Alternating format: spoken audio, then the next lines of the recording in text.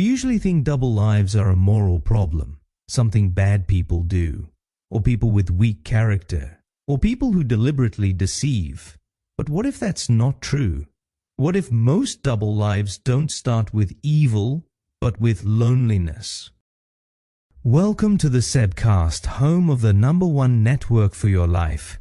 Here we turn our beloved stories upside down, look at what history may have missed, and discover together how Jesus invites us into a bigger story right where we live, work, and play. What if good people don't lead double lives because they are bad, but because no one is close enough to see what is happening inside them? The Bible tells a story we often judge too quickly. It's the story of Ananias and Sapphira in Acts 5. We usually read it as a warning against lies, or against money, or against hypocrisy. But look again. Ananias and Sapphira were not outsiders. They were part of the congregation. They saw how people give. They saw how respect works. They saw how recognition flows. And somewhere between that observation and their decision, something subtle happens. They start managing an image. They want to look like people who have given everything without giving everything, and no one notices, no one asks, no one comes close enough, until the moment everything breaks. Here is the uncomfortable truth.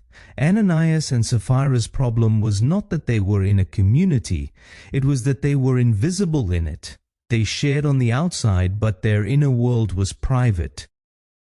And that is precisely where double lives flourish, not in rebellion, but in uncorrected privacy. We live in a culture that elevates privacy to a right. My life is mine. No one needs to know everything. I can handle it. But the Christian faith has always known what you try to carry alone starts to shape you without truth.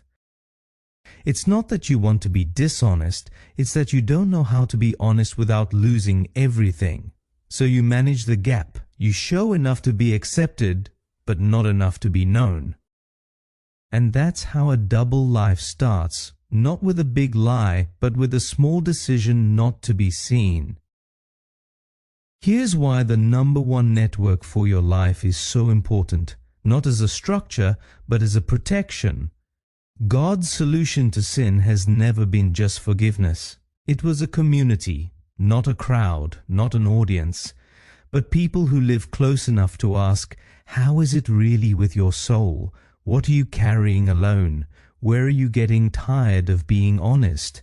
Double lives cannot survive in a safe truth. Here's the paradox. The more successful you become, the more private your inner life becomes. The more people admire you, the fewer dare to ask you questions. And that doesn't just make success dangerous, it makes it lonely. That's why good people fall, not because they are bad, but because they are alone with their inner world. The question is not, am I a good person? The question is, who knows me well enough to see when I start to shift? Because good people don't just need good intentions, they need close people. And that is what a network should be. Not a place where you look right, but a place where we can become right together. Come walk with us this year at South Ward. Don't isolate and go through another apathetic year. Before long, you'll start living completely without God. Maybe this year is your last chance before you fall completely off the edge. Join and show up and protect your soul with us. See you tomorrow. Take care.